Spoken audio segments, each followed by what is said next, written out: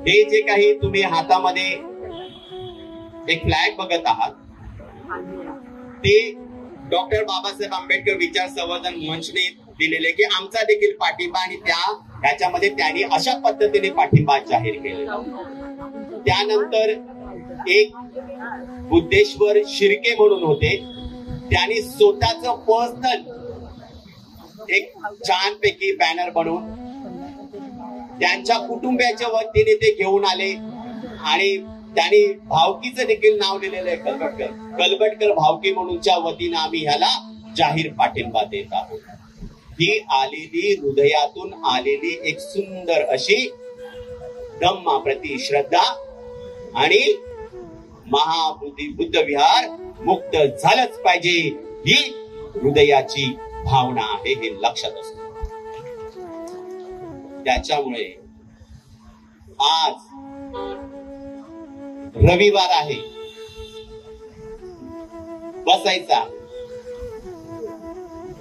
वाटत असेल जेवणाची वेळ झाली, सत्य वाटत असेल तुम्हाला की घरी जायचंय, नाही. विचार करा, जर का बाबासाहेबांनी असा विचार केला असता तर काय झालं असतं? बाबासाहेबांनी असा विचार केला असता तर काय झालं असतं? अहो, बाबासाहेबांची 4 मुलं गेली. अंगावर काटा आणि डोळ्यात अश्रू उभे राहतात त्या महामातेचे नाव घेतलं. बाबासाहेबांची 4 मुलं गेली, कुणासाठी बलिदान झालं हे? अहो, तुमच्या आमच्यासाठी बलिदान झालं, नाहीतर आजची स्थिती देखील गळ्यात मडका आणि पाठीला झाडू, जोहार मायबाप जोहार, याच्याशिवाय काहीच झालं नसतं. त्याच्यामुळे विचार करा, डोळ्यासमोर त्या मातेच्या कुटुंबाचं चित्र आणा चित्र. अहो, पैसा नव्हता खिशामध्ये आणि राजरत्न गेला. रमेश नावाचा मुलगा, बाबासाहेब आंबेडकर आपले उद्धार करते आपल्यासाठी विलायतीमध्ये शिकत असताना रमेश नावाचा मुलगा गेला. रमाईनं तेव्हा त्यांना कळवलं नाही, स्वतःच्या हातानं मुठ माती दिली त्या मुलाला. किती मोठा त्याग आहे, कुणासाठी? आपल्यासाठी. हे सगळंच आहे. मग आपण विचार केला पाहिजे की आमची भूमिका काय असली पाहिजे, आमची भूमिका काय असली पाहिजे या आंदोलनासाठी. फार महत्वाची भूमिका घेऊन आज संपूर्ण भारत देश नव्हे तर संपूर्ण विश्व आज आपल्याला तोडून काढायचं आहे. कारण बुद्धिझम असा आहे, तो विज्ञान आहे, तो विज्ञान आहे. एक वेळेस समुद्रामध्ये समुद्राची खोली आपण गाठू शकतो, परंतु धम्माचं ज्ञान फार मोठं आहे, खूप आहे.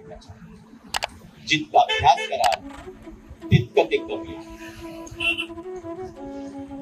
आज जो काही समाज आपल्याला ओळखत आहे तो कुणामुळे ओळखत आहे? तर फक्त आणि फक्त बुद्धांमुळे आपली ओळख झालेली आहे. एक काळ असा होता, 14 ऑक्टोबर 1956च्या आधीचा काळ असा होता की तुम्हा आम्हाला माणूस असून कुणीही विचारत नव्हतं, परंतु बुद्ध बाबासाहेबांनी आम्हाला बुद्धाच्या झोळीत टाकलं आणि चीन, Japan, Thailand, Indonesia, Sri Lanka, Myanmar, Vietnam, आता हल्ली अमेरिका, ऑस्ट्रेलिया, फ्रान्स या देशातले बौद्ध आपल्याला भाऊ म्हणून समजतात. ही क्रांती झाली फक्त बुद्धाच्या विचाराने क्रांती झालेली आहे.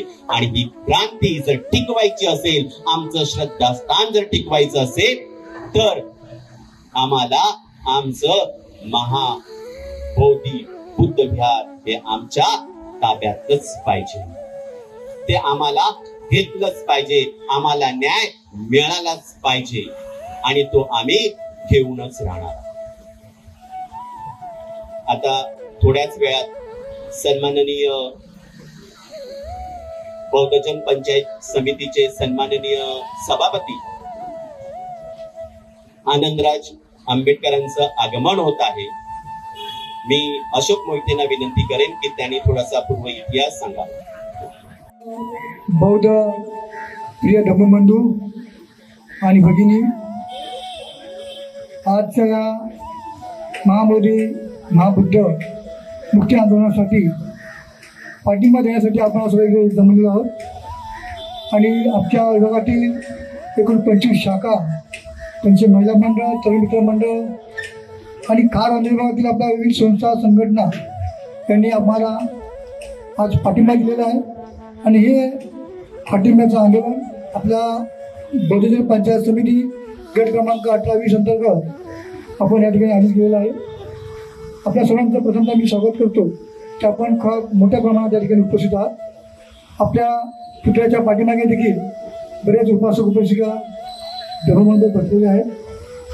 त्याचप्रमाणे आजच्या या आंदोलनाला पाठिंबा देण्यासाठी उपस्थित सावरसाहेब मंचाचे आदरणीय बौद्धाचार्य ज्ञानकीर्ती श्री होतरे साहेब, तसेच आमचे माजी गटप्रतिनिधी, आमचे सहकारी अनुज मोरे साहेब, त्याचप्रमाणे आमच्या विभागातील चळवळीचे सन्माननीय कार्यकर्ते, ज्येष्ठ कार्यकर्ते, आमचे आदर्श गौरी जाधव साहेब, डी जाधव साहेब, त्याचप्रमाणे गट क्रमांक 20चे गटप्रतिनिधी आणि बौद्ध पंचायत समितीचे अर्थसमितीचे अध्यक्ष आणि आजच्या या कार्यक्रमाचे अध्यक्ष अनुज मोरे सर, तसेच उपस्थित सर्व बंधू आणि भगिनींनो, आपल्या सर्वांना आत्ताच बंधूंनी थोडक्यात माहिती दिलेली आहे. महाबोधी महामुक्ती विहार आंदोलन हे आजच सुरू झालेलं नाही. हे आंदोलन 1891 पासून सुरुवात झालेली आहे. आणि याची सुरुवात करणारे कोणी भारतीय बौद्ध नेते किंवा भिक्खू वर्ग नव्हते, तर ते होते अनावरिक धम्मपाल, ज्यांचा जन्म श्रीलंकेत झालेला आहे. श्रीलंका म्हणजे आपण श्री म्हणतो, श्री याचा अर्थ असा पाली भाषेत की भरभराट, प्रगती असा त्याचा अर्थ होतो. आणि त्या अनाथ धम्मपालांचे आई वडील, त्याचे वडील ख्रिश्चन धर्मीय होते, आई बौद्ध धर्मीय होते. जेव्हा ते शाळेत जायचे त्यावेळेस जाताना चर्चही असायचं आणि बुद्धविहारही असायचं. पण जेव्हा ते त्यांच्या मातेला विचारायचं की मला चर्चमध्ये जायला असं आवडत नाही, मला बुद्धविहारात जायला फार आवडते, कारण त्यांच्या मातेनं त्यांच्यावर तसे संस्कार केले होते. आणि तिने विचारलं असं का, तर त्यांनी सांगितलं जे बुद्धविहारामध्ये जे ज्ञान मिळतं, स्वतंत्र बुद्धचा विकास होतो, तो तिथे नाही आहे. तिथे कोणीतरी हे केलेलं आहे, सृष्टी निर्माण केलेली आहे, अशा प्रकारचं ज्ञान आहे. इथे तसं नाही आहे. इथे मला एक शांती मिळते, स्वतःला डेव्हलप करण्यासाठी एक विचार मिळतो, तसं तिथे नाही होत. आणि अशातूनच अनाथ धम्मपाल घडत गेले.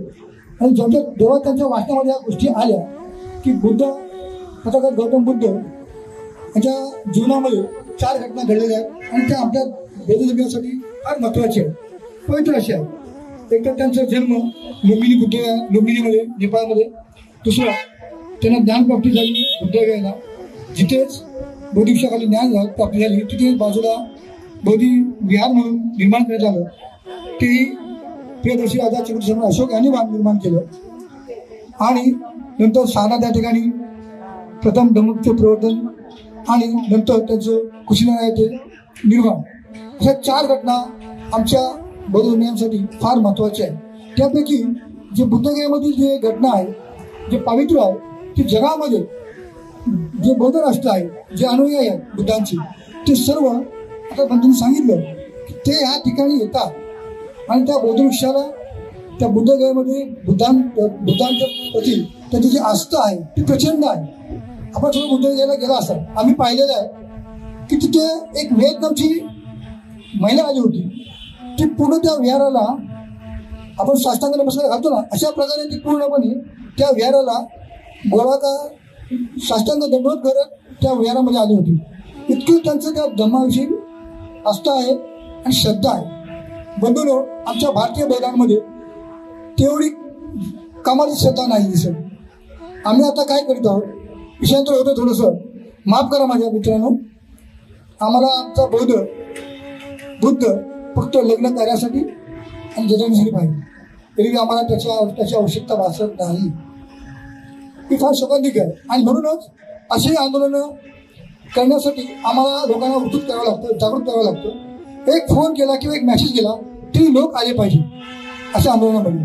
आज काही मग प्रश्न निर्माण केला की ही प्रश्न आम्ही आणलेली आहे. अनावरी धम्मपाल यांनी 1891 सुरुवात केली. त्यांनी तिथल्या महंतांना, जे हिंदू महंत आहेत, जे तिथले पुजारी आहेत, ब्राह्मण आहेत, त्यांनी सांगितलं, हा तुम्ही हिंदू आहात, तुम्ही याची पूजा अर्चा कशी करता, तुम्ही याचा हक्क सोडा. तो ऐकायला तयार नाही. त्यांनी आधी असलेले 4 भिक्खू होते, ते जे रूममध्ये त्या रूम त्यांना मारहाण केली आणि अशा प्रकारे ते ऐकत नाहीत. आणि शेवटी अनावरी धम्मपालांनी गयातील कोर्टात केस केली त्यांच्या विरोधात आणि त्या केसचा निकाल अनावरी धम्मपालांच्या बाजूने लागला. त्या ठिकाणी जे 4 लोक आहेत प्रत्यक्ष ज्यांनी साक्ष दिली आहे, त्यापैकी एक साक्ष महत्वाची आहे. संपूर्ण 12.5 एकरची जमीन ही आपल्या ताब्यात घेतली असं हे नेतृत्व आज इथे आपल्याला संबोधित करण्यासाठी आलेले आहेत. मी विनंती करेन साहेबांना की आपण आम्हाला संबोधित करावे.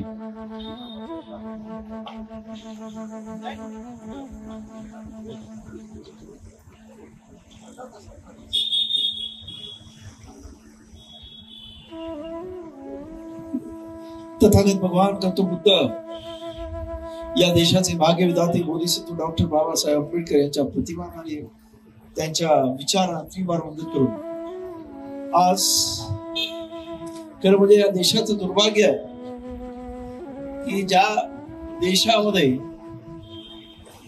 तथागत भगवान गौतम बुद्ध जन्माला आले, ज्याच्यामुळं अनेक देशामधली लोक त्या बुद्धगयेला येतात, ती माती आपल्या डोक्याला लावतात, मोठे मोठे त्या देशाच्या पंतप्रधानापासून राष्ट्राध्यक्षापर्यंत येतात. आणि त्याच देशामध्ये ज्या तथागतांना ज्ञान प्राप्त झालं आणि त्या जागेवरती असणाऱ्या महाबोधी बुद्ध विहारासाठी आज बौद्ध धर्मीयांना भांडावं लागतं. आणि ह्या देशामधलं हे सरकार अत्यंत उदासीन पद्धतीने पाहत आहे. आज आमचे भिक्षुगण जवळजवळ महिना होत आला ते उपोषणाला बसले, त्यांच्याकडे कोणी ढुंकूनही बघायला तयार नाही. आणि त्यामुळेच आपण ठरवलेलं आहे की संपूर्ण महाराष्ट्रामधून नव्हे तर देशामधून या संपूर्ण आंदोलन प्रचंड, देशातून नव्हे तर परदेशातून सुद्धा या आंदोलनाला प्रचंड असा पाठिंबा मिळत आहे. काल आपण पाहिलं असं की पुण्यामध्ये सुद्धा लाखो लोक रस्त्यावरती उतरले होते. आणि आपण सुद्धा असं ठरवलेलं आहे की या मुंबईमध्ये सुद्धा या गटागटामधून या प्रकारे जागृती झाल्यानंतर आपल्या शाखांमधून आपण पंचायत समितीतर्फे आणि शक्य झालं तर जेवढ्या इतर बौद्धांच्या संघटना आहेत, मग ती भारतीय बौद्ध महासभा असेल किंवा आमच्या दामोदर जाधवांच्या बुद्ध स्मशान कमिटी असेल, अशा म्हणजे गोकुळ जाधव आहेत, तिथे आमचे सुधार जाधव आहेत, आमचे दोन्ही गट प्रतिनिधी आहेत, अरुण मोरे आहेत, आमचे अशोक मोहिते आहेत, त्याचबरोबर आमच्या इथे कार्याध्यक्ष इथे आले लक्ष्मणजी भगत आहेत. तर ही सर्व मंडळी आज याच्यासाठी आलेली आहेत की हा जो काही प्रकार आहे तो खरं म्हणजे निंदनीय आहे. या देशामध्ये आपण एक लक्षात घ्या की ब्रिटिश जर आले नसते तर या देशामध्ये बौद्ध धर्म होता हे सांगून सुद्धा कोणाला पटलं नसतं. ही परिस्थिती आहे. ते ब्रिटिश या इथं आले त्यांनी पाहिलं नालंदा सारख्या ठिकाणी काहीतरी अत्यंत मोठा आहे, अजंठा काहीतरी वेगळा आहे, वेरूळ काहीतरी वेगळा आहे. आणि मग त्यांनी जे संशोधन केलं त्याच्यामध्ये त्यांना कळलं की इथे एक चक्रवर्ती राजा होऊन गेलाय आणि तो बौद्ध धर्माचा होता. आणि त्याने या संपूर्ण देशात नव्हे तर परदेशामध्ये सुद्धा बौद्ध धर्म त्याच्यामुळे गेलेला आहे. जो आज आपण सिलोनला पाहतो, जपानला पाहतो, हे सर्व त्या राजाच्या म्हणजे चक्रवर्ती सम्राट अशोकाचं आहे. त्या शिलालेखावरती त्याचं फक्त चक्रवर्ती असं नाव दिलेलं आहे. आणि त्याचं संशोधन झालं आणि त्यानंतर खऱ्या अर्थानं या देशामध्ये हा बौद्ध धर्म होता आणि हा संपूर्ण देश बौद्धमय होता. हा इतिहास आपल्या कळला. नाही तर या देशामध्ये असणाऱ्या ब्राह्मणवादी षडयंत्री कटकारस्थानी करणाऱ्या माणसाने या देशातला बौद्ध धर्म नव्हे तर प्रत्येक माणूस ना माणूस या बौद्ध धर्माचा संपवला होता. ही परिस्थिती आहे. आणि त्यानंतर हे जेव्हा कळलं आणि त्यानंतर आपण पाहतो की बाबासाहेब 10वी झाले म्हणजे मॅट्रिक झाले आणि त्यानंतर बाबासाहेबांना त्यांच्या असणाऱ्या गुरुजींनी त्यांना ते पुस्तक दिलं बौद्ध धर्माचं आणि त्यांचं वाचन केल्यानंतर बाबासाहेबांच्या लक्षात आलं की माझ्या वडिलांनी मला रामायण महाभारत शिकवलं, मी पाठांतर केलं, परंतु त्याच्यामध्ये खऱ्या अर्थानं कुठल्याही प्रकारची माणुसकी नाही. परंतु ह्या बौद्ध धर्मामध्ये असणारा जो विचार आहे, जो विचार माणसाविषयी कसं वागायचं ते सांगतो. उगाच देवाचं आणि आत्म्याचं थोतांड नाही करत, तर आत्मा आणि देवापेक्षा माणूस महत्वाचा आणि माणसाने माणसाविषयी कसं जगावं हे सांगतो. आणि म्हणून बाबासाहेबांनी सुद्धा त्या काळामध्ये स्वतःवरती झालेल्या एकंदरीत त्या पुस्तकाच्या प्रभावाचा नंतर आपण पाहतो की त्यानंतर जवळजवळ बाबासाहेबांनी ते पुस्तक 12 आणि 13 साली दिलं. त्यानंतर 40-45 वर्षानंतर बाबासाहेब आंबेडकर बौद्ध धर्म घेतात. त्याच्या आधी या हिंदू धर्मामध्ये परिवर्तन घडवण्याचा अनेक प्रयत्न करतात, परंतु त्यांना लक्षात येतं की या देशामध्ये हिंदू धर्म हा जाती व्यवस्थेवर अस्तित्वात आहे. जाती व्यवस्था जोपर्यंत आहे तोपर्यंत हिंदू धर्म टिकणार आहे. जाती व्यवस्था संपली तर हिंदू धर्म संपतो आणि त्यामुळं हिंदू धर्म या देशातून जाळू शकत नाही. कारण आणि त्यामुळे जाती व्यवस्था जी बाबासाहेब जाती अंताची चळवळ चालवली, ती जाती अंताची चळवळ जर संपवायची असेल तर बौद्ध धर्माशिवाय पर्याय नाही. विज्ञानवादी आणि अत्यंत योग्य पद्धतीने असणारा हा बौद्ध धर्म बाबासाहेबांनी आपल्याला दिला. आज आपण पाहतो की 4 दिवसापूर्वी सुप्रीम कोर्टाने एक अत्यंत महत्वाचं जजमेंट दिलं आणि त्याच्यामध्ये ते वेगळ्या कारणासाठी दिलं, पण त्याच्यामध्ये सुप्रीम कोर्टाने असं म्हटलं की हिंदू धर्म जाती आहेत पण बौद्ध धर्मामध्ये जाती नाही. अशा पद्धतीचा निवाडा सुप्रीम कोर्टाने सुद्धा दिला. म्हणजे बाबासाहेब आंबेडकरांची जाती अंताची चळवळ ही आज बौद्ध धर्मापासून चालू होते. ज्याला ज्याला जाती संपायच्या असतील त्याने बौद्ध धर्मामध्ये आलं पाहिजे हे आपण लक्षात घ्या. आणि आज या देशामध्ये ज्या पद्धतीने आपण पाहिलं असेल काही वर्षापूर्वी आम्ही इकडच्या लेण्यामध्ये राहायचो. आपल्या इकडे काळेरी केव्स मध्ये तिथे त्या महाशिवरात्रीच्या रात्री म्हणजे दिवसा ते भटजी बसायचे आणि ते काय करायचे, काळोखामध्ये तुमची जर इच्छा पूर्ण करायची असेल तर नाळ द्यायचे एकेका त्यांच्या ते येणाऱ्या भक्तांना आणि समोरच्या भिंतीवरती मारा. काळोखात लोक मारायचे, नारळ फुटला तर तुमची इच्छा पूर्ण होईल. तिथे आपले कार्यकर्ते गेले, त्यांना पळून लावलं. आता कोणी बसत नाही. काय चाललं होतं तर त्या भिंतीवरती तथागत भगवंताची मूर्ती होती, तिला विद्रूप करण्याचा असा प्रयत्न. म्हणजे ही कशी माणसं किती षडयंत्री आहेत हे लक्षात घ्या. कसा बौद्ध धर्म यांनी अनेक बौद्ध भिक्षूंची कत्तली केल्या आणि संपवलेला आहे या देशामधून.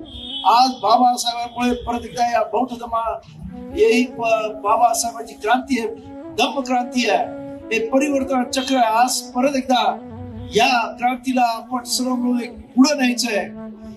तुम्ही विचार करा, मुसलमानांचं अत्यंत महत्वाचं ठिकाण आहे जे सौदीला आहे, ज्याला हाज म्हटलं जातं. तिथे कुठच्या इतर जातीचा माणूस प्रवेश तरी करू शकेल का?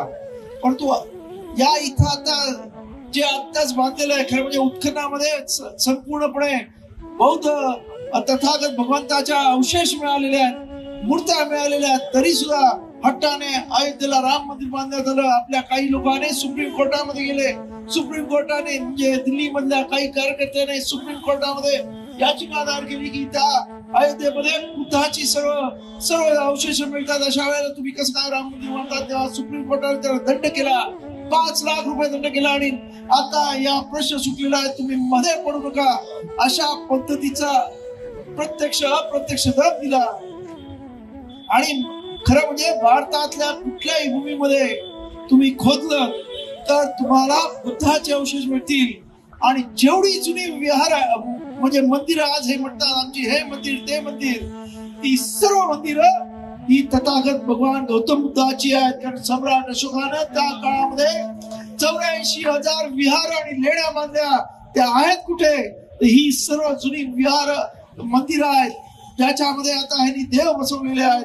ती सर्व मंदिरं ही बुद्ध विहार आहेत, ते आपण लक्षात घेतलं पाहिजे. साऊथ मध्ये तर हल्लीच काही ठिकाणी त्यांच्या मंदिराच्या बाजूला नेहमी विहिरी असतात, त्या विहिरीमधून आता बुद्धाच्या मूर्त्या सापडत आहेत. ही परिस्थिती आहे. तर त्यामुळं तुम्ही म्हणाल हिंदूंची मंदिरं नव्हती का?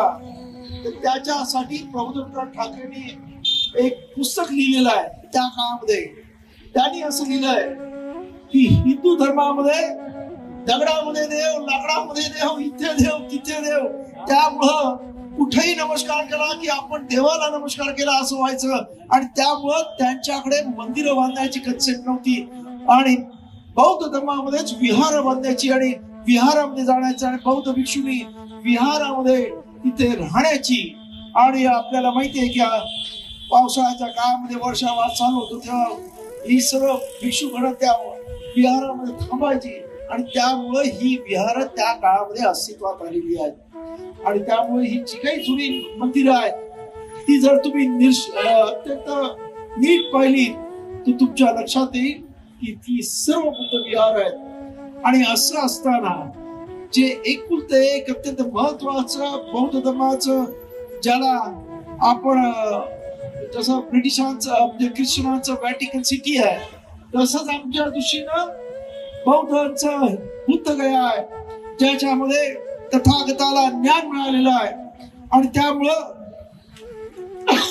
ते महाबोधी बुद्ध विहार हे बौद्धांच्याच ताब्यात असलं पाहिजे याबद्दल कुठलाही कोणाच्याही मनामध्ये संशय नको.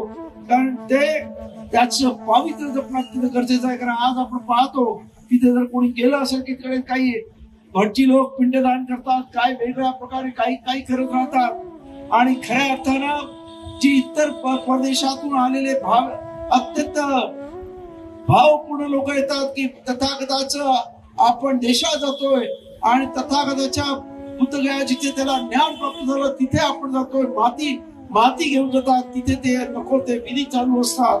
त्यामुळं त्या संपूर्ण परिसर हा बौद्ध धर्मीयांकडेच असला पाहिजे.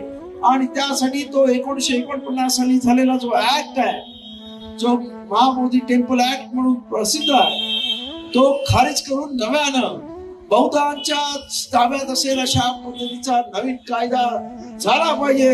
हे आपल्या सर्वांना आपण सर्वांची मागणी असायला पाहिजे. कालच मी दिल्लीला होतो, रात्रीच आलो. एका तिथे सुद्धा महिलांच्या कार्यक्रमासाठीच गेलो होतो, आंतरराष्ट्रीय महिला दिन होता म्हणून. आणि माझ्या बरोबर काल मेघवाल नावाचे आपल्या देशाचे कायदे मंत्री होते आणि मी तिथे भाषण केलं. खरं म्हणजे मेघवाल हा सुद्धा शेड्यूल कास्ट आहे. बाबासाहेब कायदे मंत्र्यानंतर तो पहिल्यांदा बाबासाहेबांच्या जागेवर बसला एक शेड्यूल कास्ट कायदे मंत्री झाला. सुनावलं बाबासाहेबांनी ज्या पद्धतीने हिंदू कोड बिल साठी राजीनामा दिला, तुम्ही सगळं धाडस दाखवा आणि तुम्ही आज बाबासाहेबांच्या नंतर कायदे मंत्रीपदी बसलेला विराजमान झालेला तुम्ही कायदा करा की या इथं हा जो जुना कायदा बदलून नवा बुद्धिस्ट टेम्पल ऍक्ट आणा आणि बौद्धांना सर्व बौद्धांच्या ताब्यामध्ये ती भूमी द्या. अशा पद्धतीने मी तिथे मांडलेला आहे. त्याने भाषणामध्ये सांगितलं मी जरूर ह्याच्यावरती विचार करीन, परंतु आपली माणसं काय लायकीची आहेत मला माहिती आहे. कुठंही जा आपला हा एक लीडर तो पण माहिती आहे, त्याबद्दल काही सांगण्याची गरज नाही. परंतु आपण त्या आपलं काय म्हणणं आहे ते पंतप्रधान जाईल याची काल मी प्रयत्न केलेला. तेव्हा मला असं वाटतं की या मुंबई हे या देशाची आर्थिक राजधानी आहे. मुंबईमध्ये वातावरण तापलं, मुंबईमध्ये मोठा मोर्चा निघाला तर ती आंतरराष्ट्रीय बातमी होते. आणि त्यामुळं मला म्हणजे बऱ्याच लोकांचे फोन आले, साहेब पंचायतीच्या वतीनं बऱ्याच शाखांमध्ये आपण एक मोर्चा काढू. म्हटलं थांबा, मोर्चा काढायचा तर त्याचा इम्पॅक्ट झाला पाहिजे. मध्यंतरी एक मोर्चा निघाला, 200-300 लोक होते. त्याच्याने काय होतं, त्याच्यामुळं त्या विषयाचं गांभीर्य कमी होतं. आणि त्यामुळं मोर्चा निघाला तर तो लाखोच्या संख्येत निघाला पाहिजे ही माझी संकल्पना आहे. मला पूर्ण खात्री आहे की आता लोकांमध्ये हे पसरत चाललेलं आहे लोड. महाबोधी बुद्ध विहार ची आमच्या ताब्यामध्ये पाहिजे ही लोकांच्या मध्ये भावना आता मोठ्या प्रमाणामध्ये येत आहे. आणि त्यामुळं येत्या काही काळामध्ये मी भारतीय बौद्ध महासभेच्या लोकांशी बोलणार आहे, इतर कुठच्या आपल्या संघटना असतील त्या सर्वांशी आपण बोलून घेऊ. कारण याच्यात छोटं मोठं नाही, बौद्ध सर्व एक आहे. या पद्धतीने आपण एक मोठा मुंबईमध्ये मोर्चा काढू ज्याचा इम्पॅक्ट आंतरराष्ट्रीय संपूर्ण जगामध्ये झाला पाहिजे. आणि खऱ्या अर्थानं हा प्रश्न जागतिक प्रश्न म्हणून लोकांपर्यंत जायला पाहिजे या दृष्टिकोनातून माझा प्रयत्न आहे. मला आशा आहे की आमच्या पंचायतीचे सर्व शाखांमधले असणारे नुसतेच पदाधिकारी आहेत, आमचे सभासद सुद्धा लहान मुलाबाळांसहित त्या मोर्चाला झाडून येतील अशी अपेक्षा आहे. फक्त 20 मार्च नंतर हा मोर्चा काढायचा, कारण 20 मार्चला सुद्धा महाडला प्रचंड आपला जनसमुद्र आहे. त्यामध्ये त्या मोर्चाची तारीख कळवण्यात येईल, जेणेकरून विदर्भातून, मराठवाड्यातून, कोकणातून सगळीकडून त्या 20 मार्चला लोक येतात. मुंबईच्या मोर्चाची प्रसिद्धी त्यामुळे अत्यंत चांगल्या पद्धतीने होईल. आणि एक प्रचंड मोठा मोर्चा आपण मुंबईमध्ये या इथे राणी बागेपासून आझाद मैदानावर काढणार आहोत. आणि त्याला आपण सर्वांनी पूर्ण ताकदीनिशी यावं ही आपल्याला बौद्ध पंचायत समितीचा सभापती या नात्यानं आपल्या सर्वांना विनंती करतो. आणि या इथे गट क्रमांक 18 आणि गट क्रमांक 20 यांचे दोन्ही गटप्रतिनिधी, सर्व शाखांचे पदाधिकारी, या तसंच बौद्ध स्मशानभूमी त्यामुळे आमचे सुद्धा जाधव आणि इतर सर्वच इथे असणारे सर्वच कार्यकर्ते या सर्वांनी हा जो आज इथं हा महाबोधी बुद्ध विहाराचा प्रश्न लोकांपर्यंत पोहोचून लोकांना जागृत करण्याचा जो प्रयत्न केला आहे त्याबद्दल सर्व कार्यकर्त्यांना. आणि आज तुम्ही सर्वजण इथे ऊन असताना सुद्धा, तर मुंबईमध्ये 3 दिवसात ऊन असणार आहे असं पेपरला आलेलं आहे, त्यातला आजचा दिवस आहे. आणि असं असताना सुद्धा तुम्ही एवढ्या मोठ्या संख्येने आलात त्याबद्दल खार मधल्या माझ्या समस्त बौद्ध बांधवांना मी मनापासून धन्यवाद देतो आणि त्यांच्या प्रति मंगल मैत्री कामना करतो.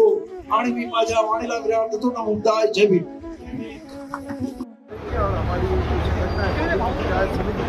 जो मुंबई में बहुत ताकतवर संगठन है, सबसे ऑपरेटिव समाज की सबसे ताकत वाली जो धार्मिक संगठन है वो बौद्ध पंचायत है, उसकी तरफ से और बाकी सभी संगठनों की तरफ से हम एक बड़ा आंदोलन छेड़ने वाले हैं. मुझे पूरी उम्मीद है कि ये आंदोलन न भविष्य में ऐसा हो.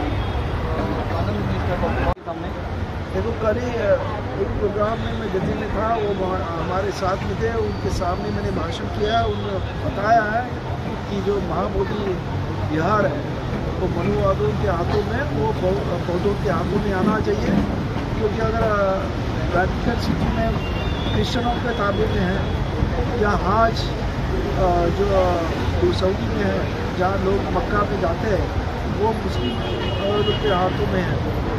तो ये आपका अयोध्या राम मंदिर बना है वो हिंदुओं के हाथों में है. तो बौद्धों का जो ये तीर्थ स्थान है, जो महातीर्थ स्थान है, महाबोधि विहार करके उसका नाम है, तो वो बौद्धों के ही हाथ में होना चाहिए, हमारी मांग. 1949 का जो है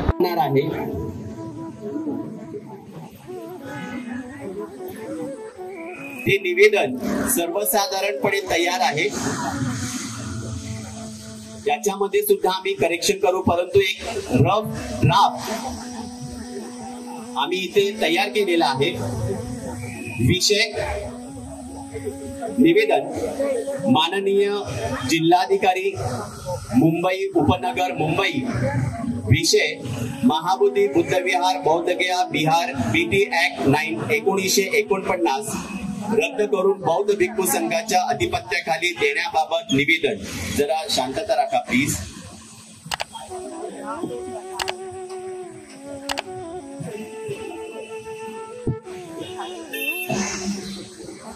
महोदय,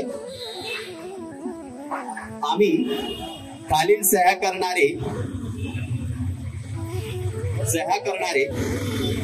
आपणास कळवू इच्छितो की बुद्धगया येथे सिद्धार्थ गौतमाला बौद्धी प्राप्त झाली होती, ते बुद्ध झाले. या प्रसंगावरून याला बौद्धगया असे संबोधण्यात येते. बौद्ध अनुयायांसाठी एक पवित्र स्थान. इंटरनेटच्या या जमान्यामध्ये बघितलं तर सध्या फक्त महाराष्ट्रातील लोकांकडे हा सध्याचा जो संघर्ष आहे हा पेटलेला आहे. सर्व महाराष्ट्रातील जिल्ह्यामध्ये प्रत्येक जिल्ह्यातून या महाबोधी मुक्ती आंदोलनासाठी लढा देत आहेत. परंतु आपण जर बघितलं तर बंगाल असेल, त्रिपुरा असेल, जे काही बौद्ध स्टेट असतील, ज्या ज्या स्टेटमध्ये बौद्ध लोक असतील, ते लोक मात्र आजही काय आपल्या घरामध्ये गप्प बसलेले आहेत. म्हणून आपणच या लढाईला जर आपण चांगल्या प्रकारे यशस्वी करायचं असेल तर एका राज्याने किंवा एका जिल्ह्याने किंवा एका संघटनेने काम करून चालणार नाही, किंवा आपणच पैसा खर्च करून आपणच रस्त्यावरची लढाई लढून हे चालणार नाही. तर त्यासाठी संपूर्ण भारतातील जे काही बौद्ध लोक आहेत या सर्व भारतातील बौद्ध लोकांनी एकत्रित येऊन हे महाबोधी मुक्ती आंदोलन यशस्वी केलं पाहिजे. आणि त्यासाठी या आजच्या मोर्चाच्या किंवा या महाबोधी मुक्ती आंदोलनाच्या माध्यमातून मी सांगू शकतो की आपण सर्वांनी मिळून, म्हणजे आपण तर या ठिकाणी सर्व लोक आहोत, परंतु आपल्या फेसबुक, व्हॉट्सअप जे काही सोशल मीडिया आहे याच्या माध्यमातून भारतातील कानाकोपऱ्यातील जे काही बौद्ध लोक असतील, जे आपल्या फेसबुकला असतील किंवा व्हॉट्सअपला असतील, जे काही आपल्या सोशल मीडियाला अटॅच असतील, या सर्वांना या सोशल मीडियाच्या माध्यमातून आपण जनजागृती केली पाहिजे. आणि संपूर्ण मुंबई शहर किंवा मुंबईच्या बाहेर जे काही जिल्हे आहेत यांच्या सर्वांच्या माध्यमातून आपण हा लढा शांततेत, चांगल्या संयमाने, चांगल्या प्रकारे हा यशस्वी पार पाडू, अशा प्रकारची मंगल मैत्री, मंगल सदिच्छा व्यक्त करतो आणि थांबतो. सर्वांचं जय मंगल हो, सर्वांचं कल्याण. साधु साधु साधु.